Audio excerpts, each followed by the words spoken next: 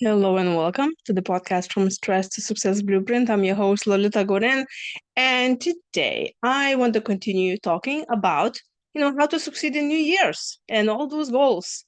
And it can be very stressful. And, I remember when I was researching for my book, Crush Stress While You Work, I interviewed about close to 200 people that were solopreneurs, but also were running small companies and big ones. And those who said that they are stressed out the least and the most successful ones were the ones who were delegating. No brainer, isn't it? Now, I am not going to start talking about why important is to delegate. I already covered that in quite a few episodes, so you're welcome to go to listen into my previous episodes, but I want to touch on 3 mistakes that you might be doing it that comes to delegation. And well, I mean, I hope you're delegating right to begin with.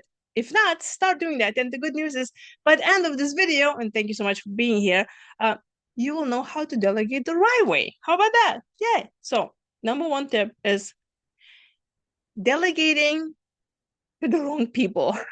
Okay. I've seen it multiple times. You know what happens when you ask your kids, you know, to be kind of babysitted by your mother, but she doesn't like kids? But you assume that she does because she's your mother.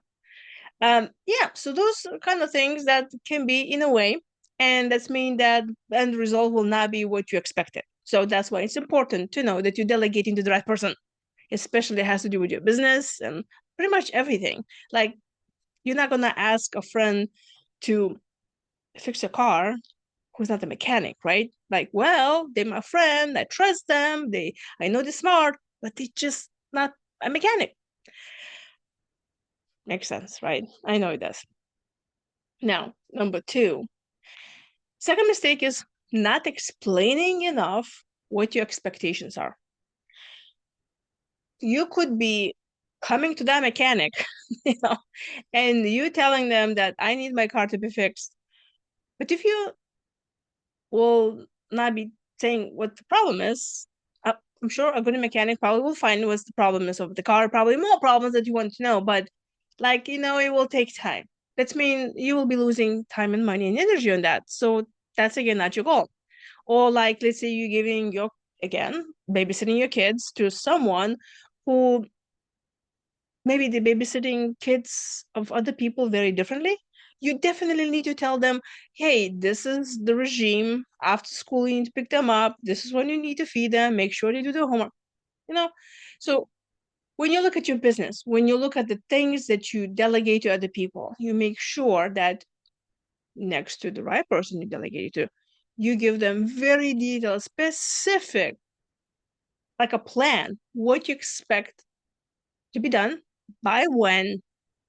They need to know exactly what you're doing. Because if you will give something very vague, you'll have very vague results as well. Because for you, healthy eating, for example, it's not necessarily means the same thing for them healthy eating. So the more specific you are, the better.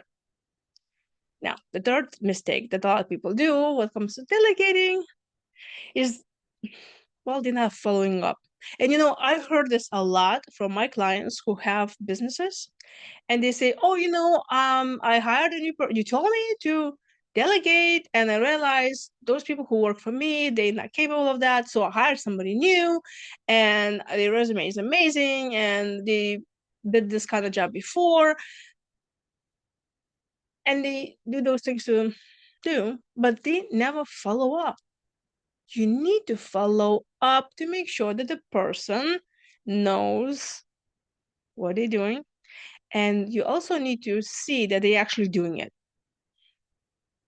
There are different personalities. There could be somebody that they're looking at the things they need to do, and if they don't know or don't understand, they may be just silent. They'd be like, I have no idea what I'm gonna do here, but I'm gonna wait, then maybe this problem will solve itself. Obviously, we're losing time, we're losing money, we're losing energy. That's not your goal. So when you find the right person to delegate and you tell them specifically what you want, even better if you have like a to-do list, like this is my procedures, this is how we do things, here are the checklists and everything to help them to know what you want. You need to tell them that you will be checking in on them in a few hours or next day or whatever. So they know that they need to ask for help because at some point you're going to be demanding this. Not demanding, but like expecting some results. And then when you kind of asking them how they're doing, you're opening up this, you know, space that hopefully safe, they feel safe, they can ask those questions. And those are three mistakes that people make. Those are top ones. If you know that there are other mistakes maybe you did or you saw other people doing that has to do with delegating, I would love if you will share it in the comments below. Like always I say, thank you so much for coming. Please subscribe to my channel if you have not already. And if you want to hire me as a speaker, get a coaching session, get my books, online membership, all of that good stuff is available to be found. Sometimes my English is very funny. At beamazingyou.com. And I hope to see you tomorrow.